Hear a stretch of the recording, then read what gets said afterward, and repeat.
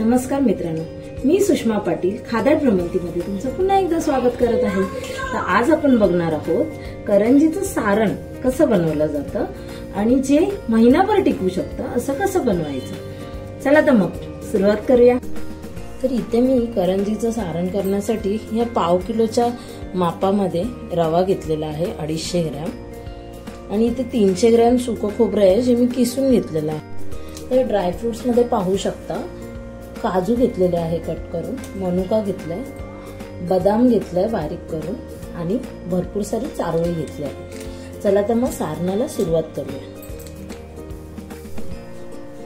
तवा चांगला गरम करून घ्यायचा आहे, ओलसर राहायला नाही पाहिजे, कारण की सारण जर आपलं ओलसर कुठेही झालं तर लवकर खराब होण्याची शक्यता असते। त्याच्यामुळे सारण बनवताना एक काळजी घ्यायची की आपल्याला शक्यतो सगळं कोरडं राहायला पाहिजे।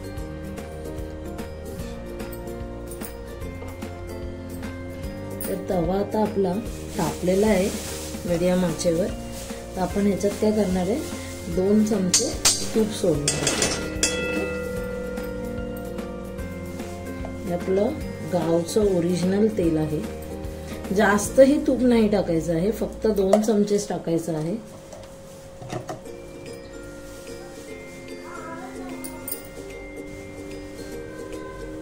मंद आचेवर तूप विरघळत आहे आणि आता आपल्याला टाकायचं आहे याच्यात रवा। बघा मी 250 ग्रॅम घेतलेला, पूर्वी तुम्हाला सांगितलेलं। तर गणपतीसाठी आम्ही करंजा बनवत आहोत, त्याच्यामुळे जास्त प्रमाणात, नाहीतर तुम्ही तुमच्या कमी जास्त प्रमाणात पण बनवू शकता। आणि अगदी मंद आचेवर, अगदी म्हणजे अगदी मंद आचेवर हा चांगला रवा आपल्याला परतवून घ्यायचा आहे।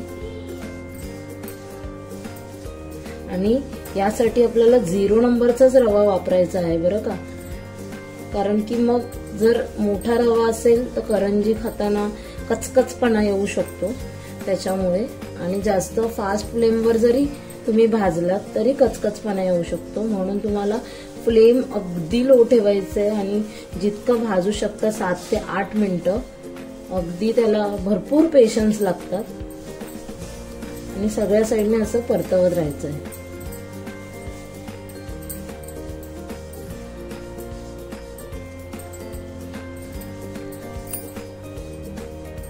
बघू शकता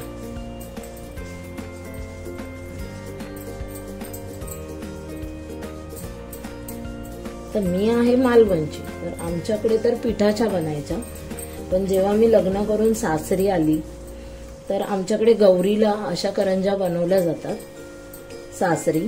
तर मला माझी छोटी सासू ज्या आहेत बेबी आई, त्यांनी हे बनवायला शिकवलं, तेव्हा मला आता यायला लागलेत हळूहळू, त्याच्यामुळे म्हटलं ही रेसिपी मी तुमच्याबरोबर शेअर करते।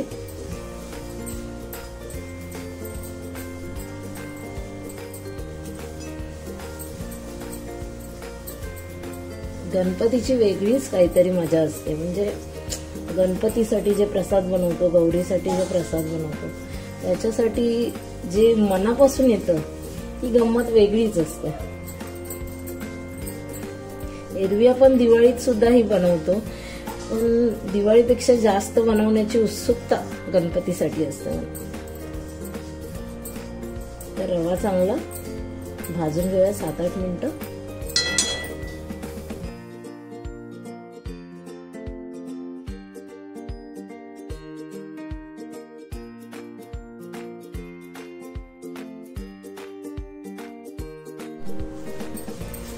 बघा मी गेले 5 ते 7 मिनिटं असाच भाजते, पण त्याचा कलर बघा अजिबात बदललेला नाही।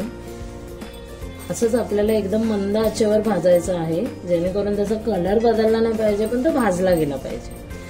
अगदी हलकासा तांबूस रंग येईपर्यंत पण त्याला पूर्ण भाजून घ्यायचं। भले 10 मिनिटं लागली तरी चालतील, त्याचा जो कच्चेपणा आहे तो जाणं खूप गरजेचं आहे।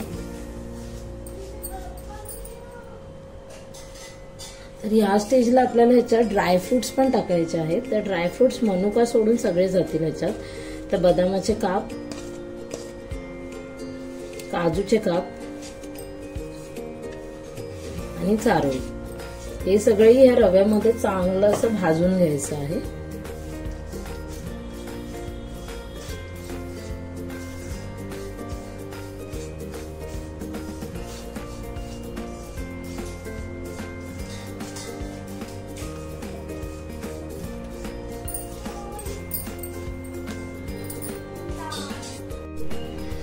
कोकणात आता गावाकडे ना सगळ्यांच्या घरावरून घरी करंजी चालू असतं लिहा.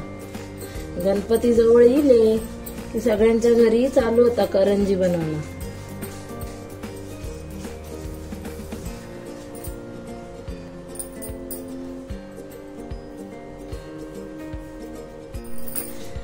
रव्याला साधारण 10 ते 12 मिनिटं चांगलं असं भाजून घेतलेलं आहे.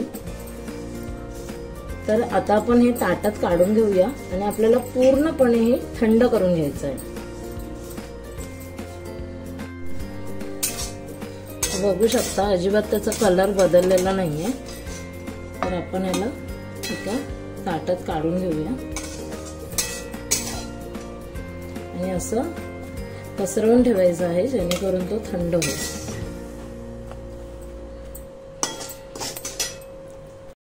तर रव्याला सुगंध येईपर्यंत आपण त्याला भाजून घेतलेला आहे. आणि आता बघा तेच माप आहे, त्याच्यातनं मी पहिला तर एक पूर्ण भरून घेतलेला आहे खोबरा आणि दुसरं अर्ध घेतलेलं आहे. बघू शकता अर्ध्यापेक्षा जरासं जास्त. आणि आता हे आपल्याला भाजून घ्यायचंय. हे लाल होऊ द्यायचं नाहीये, हे आपल्याला हलकसं फक्त 2-3 मिनिटं भाजायचंय जेणेकरून ते थोडं कुरकुरीत होईल. त्याच्यातला जो जरा थोडाफार काय ओलावा असतो तो निघून जावा आणि एकदम कुरकुरीत झालं पाहिजे जेणेकरून हाताने जर दाबले तर त्याचा चुरा झाला पाहिजे. एवढं कुरकुरीत आपल्याला भाजायचं आहे. आणि ह्याला जास्त वेळ लागत नाही रव्या एवढा, ह्याला फक्त 2 ते 3 मिनिटं आपल्याला परतवून घ्यायचं.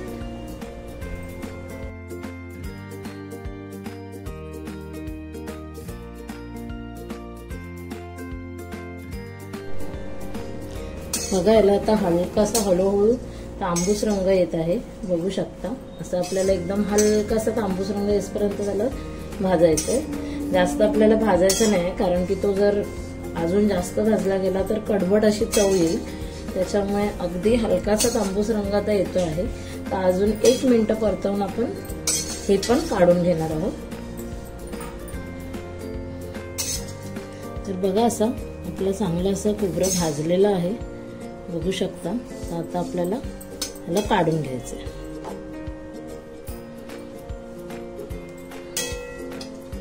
तर हे आपण आता या रव्यावरच काढून घेऊया आणि पसरवून ठेवायचं आहे जेणेकरून हेही आपल्याला पूर्ण दोन्ही सारण थंड करून घ्यायचे आणि नंतर आपण पुढची प्रोसेस बघायची आहे. तर हे सगळं काढून घेते. तर आता हे पूर्ण कोरडं झालंय त्याच्यामुळे मी टोपात घेतलेलं आहे आणि थोडंसं असं क्रश करते जेणेकरून जे सुकं खोबरं आपलं लांबट चिरलं गेलेलं ते थोडं बारीक व्हावं आणि ते इझिली होणार कारण की ते खरपूस असं आपण भाजलेलं आहे. आता ह्याच्यामध्ये आपल्याला पिठी साखर ऍड करायची. तर मी रेडीमेड पिठी साखर नव्हती आणली, मी साखर आणली आणि ती मी ग्राइंड केली आणि चांगली चाळून घेतली. तर आपण त्याच डब्याच्या मापाने बघा पिठी साखर ऍड करून घेऊया. तर अशी बघायला गेली तर साधारण 300 ग्रॅम तुम्हाला पिठी साखर घ्यायची आहे. तर हा डब्याच्या नुसार आपण आधी पिठी साखर एवढी टाकूया आणि तुम्ही पिठी साखर ही चवीप्रमाणे मिक्स करू शकता. आधी थोडी थोडी ऍड करून तुम्हाला पण मिश्रण पूर्ण थंड होऊ द्यायचं आहे कारण की मग साखर जी आहे ती विरघळून ओली राहण्याची शक्यता आहे. त्याच्यामुळे आपल्याला मिश्रण पूर्ण कोरडं होऊ द्यायचं आहे. ह्याच्यात आपण मगाशी राहिलेले ते मनुका टाकणार आहोत आणि अजून पिठी साखर ऍड करायची आपल्याला. हे चांगलं असं एकत्रित करून घ्यायचंय. कणून कणाला लागलं पाहिजे.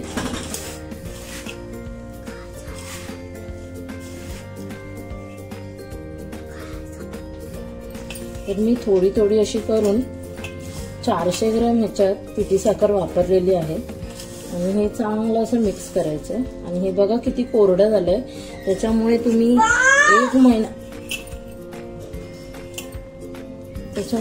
1 महिना हे आरामात टिकवून ठेवू शकता. आणि ह्याचं 1 किलोच्या मापानुसार आहे, त्याच्यामुळे ह्याच्यामध्ये 1 किलोच्या करंज्या बनणार आहेत आपल्या. आणि भाग 2 मध्ये मी करंज्या कशा बनवायच्या ते दाखवणार आहे. तर माझा व्हिडिओ आवडत असेल तर नक्की तुम्ही लाईक करा. तर यामध्ये आपल्याला ऍड करायचे आहे आता वेलची पूड. तर मी बाजारातून रेडीमेड वेलची पूड आणलेली, त्याच्यामुळे तीच मी ऍड करते.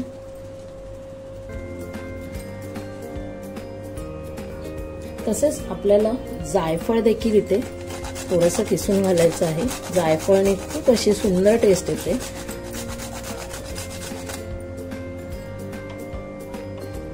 आणि परत आता व्यवस्थित असं मिक्स करून घेऊया, जेणेकरून वेलची पूड आणि जायफळ सगळीकडे लागलं पाहिजे.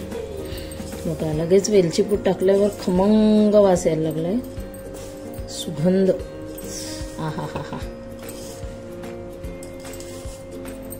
आत्ताच एवढं छान लागतंय. तुम्ही चवीनुसार टेस्ट करून बघू शकता. जर तुम्हाला पिठी साखर अजून ऍड करावीशी वाटली तर तुम्ही करू शकता. प्रत्येकाची गोडीसाठी प्रमाण वेगळं असतं. काही जणांना जास्त गोड आवडतं, काही जणांना कमी गोड आवडतं. तर त्या हिशोबाने तुम्हाला पिठी साखर ऍड करायची.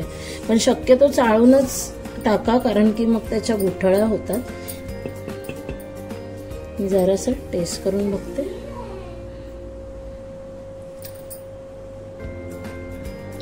हा हा हा, अफलातून अफलातून. मला वाटतं माझे मिस्टर फ्लॅट होणार आहेत करंजीचं सारण खाऊन. तर अशा प्रकारे आपलं करंजीचं सारण तयार झालेलं आहे. तर माझे व्हिडिओ आवडत असतील तर नक्की त्याला लाईक करा, शेअर करा आणि नवीन असाल तर सबस्क्राईब करायला विसरू नका. थँक्यू.